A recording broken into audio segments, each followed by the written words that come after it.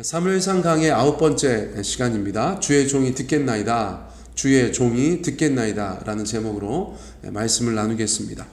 오늘 본문은 하나님께서 마침내 소년 사무엘을 부르시는 소명의 장면입니다. 그동안 하나님은 스스로의 말씀을 어떤 이에게도 의탁하지 않으셨다고 했어요.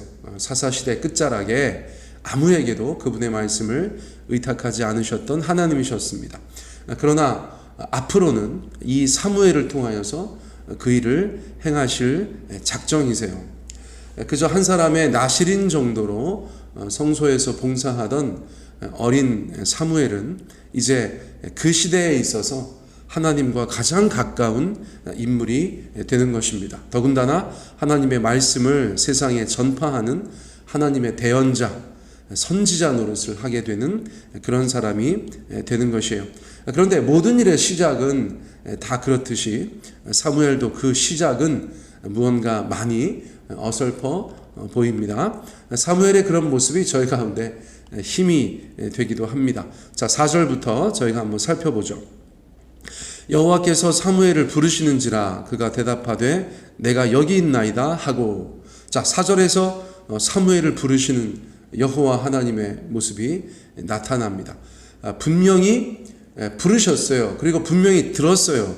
왜냐하면 사무엘의 반응이 내가 여기 있습니다. Here I am. 내가 여기 있습니다.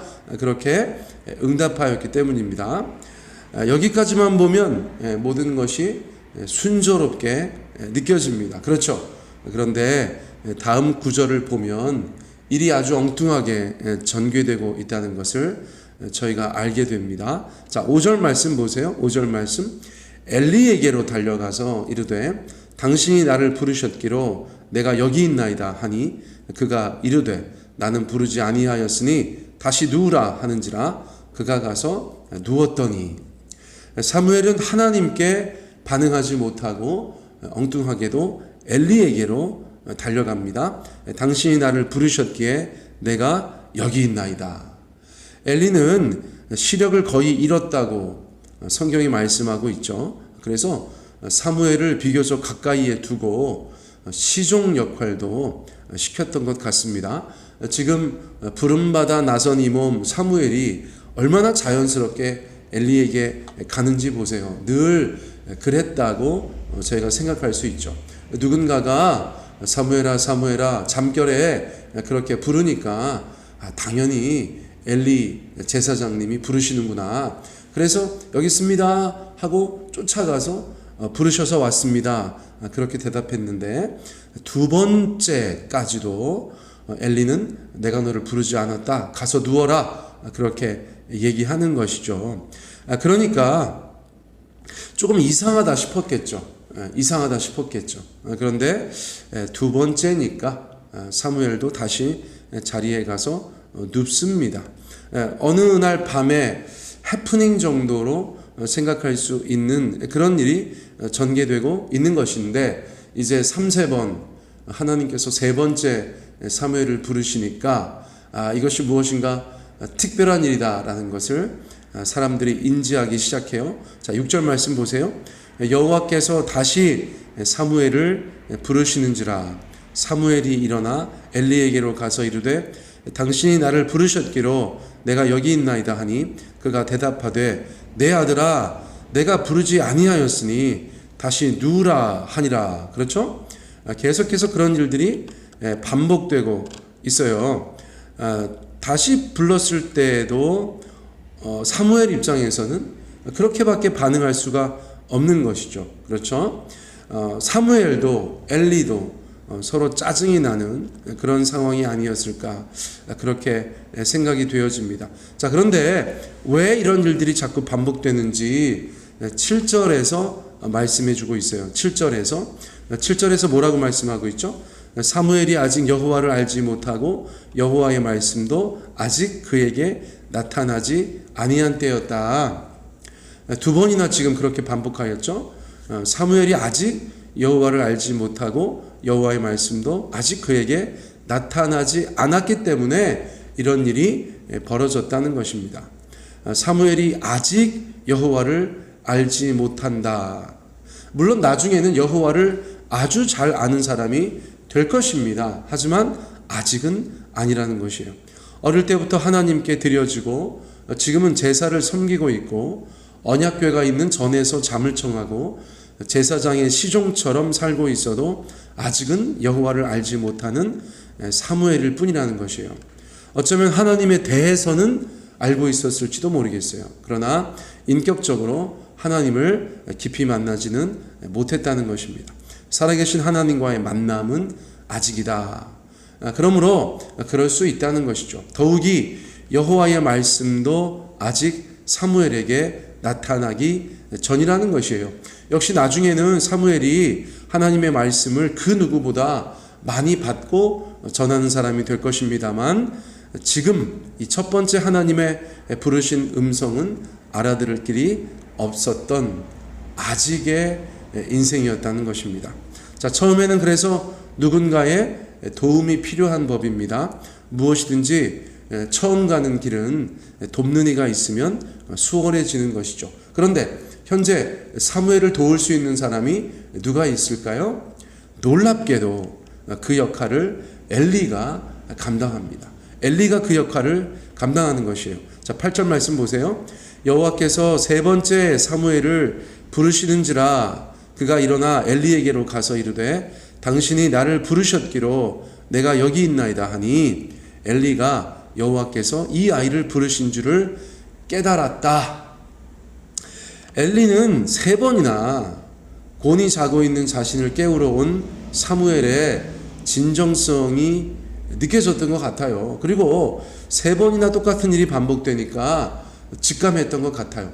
아무리 그가 영적으로 어두워졌다고 해도 이렇게 세 번이나 같은 일이 벌어지는 것에 대해서 분별할 수 있었던 것 같아요. 여호와가 이 아이를 부르고 계시는구나. 여호와께서 하나님께서 사무엘을 부르시는구나.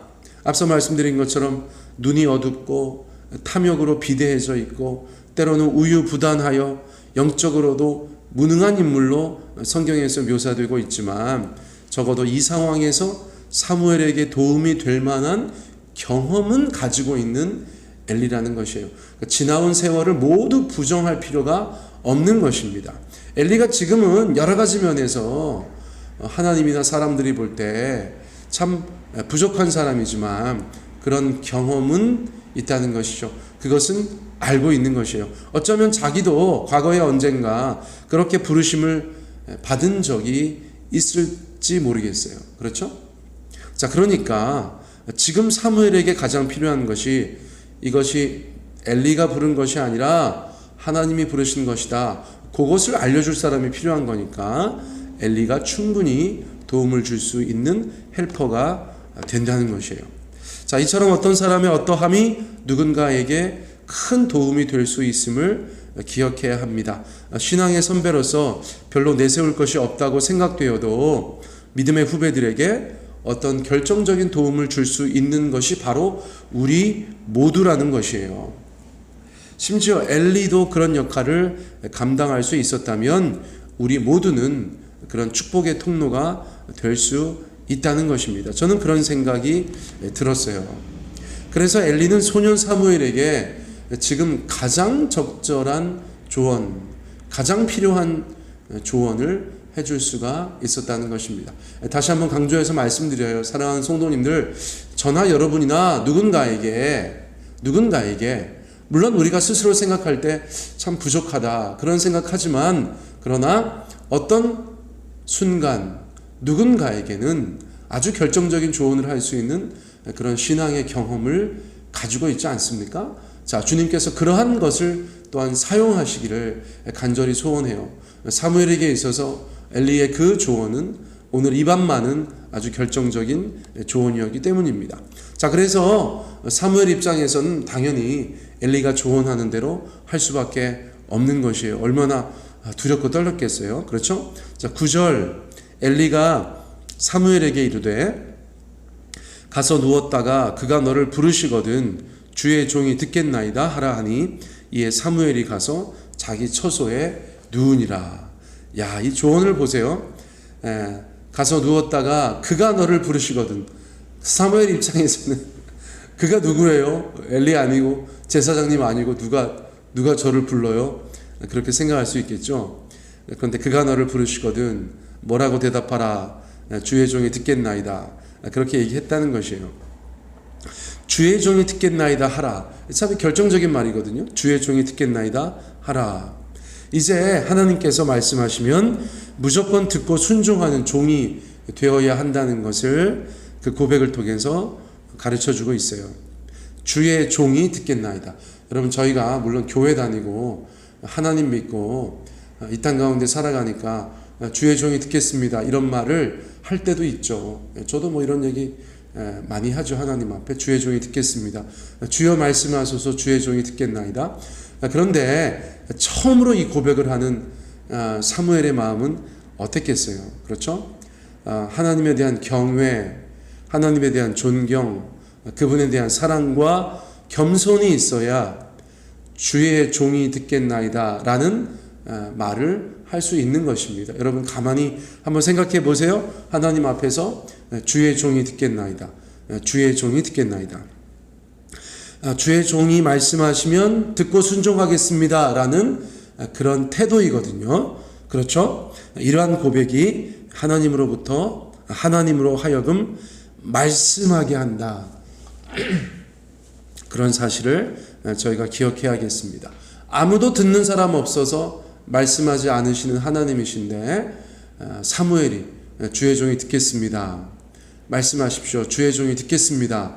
이렇게 반응한다면 하나님 입장에서는 얼마나 기쁘시겠어요. 누군가 내 말을 듣고 순종할 사람이 있구나. 그러므로 하나님께서는 그에게 말씀하신다는 거예요. 사랑하는 성도님들, 앞서서도 말씀드렸는데 사사시대 끝자락에 아무도 하나님에 대해서 또는 하나님의 말씀에 대해서 깊은 관심을 가지지 않아서 하나님은 심판의 의미로 얼굴을 돌리시고 사람들 가운데 여호와의 말씀을 주지 않으셔서 그 말씀이 희귀한 시대였다고 성경이 우리 가운데 이야기하고 있지 않습니까? 그런데 이제는 하나님께서 그 말씀을 전할 통로, 세상 가운데 그 말씀을 전할 통로를 이제는 부르셨고 또 적절한 사무엘의 응답 때문에 찾으셨다고도 이야기할 수 있는 거예요. 오늘날도 많은 사람들이 하나님께 쓰임받고 싶다 그렇게 말하는데 주의 종이 듣겠나이다 라고 말할 수 있는 사람을 하나님께서 쓰시는 줄 믿습니다. 그것이 스스로의 깨달음이건 누군가의 조언이건 간에 하나님 앞에서 주의 종이 듣겠습니다 라고 고백하는 자를 하나님께서 기뻐하시고 그에게 하나님의 말씀을 또 하나님의 일을 의탁하신다. 저는 그런 생각이 들어요. 그러므로 우리 사랑하는 성도님들, 오늘 주님 앞에 기도하실 때 주의 종이 듣겠습니다. 주님 말씀하여 주십시오. 그런 기도를 우리 주님 앞에 드리시는 저와 여러분이 되었으면 좋겠다. 그런 생각을 합니다. 오늘 말씀은 이것으로 마치겠습니다.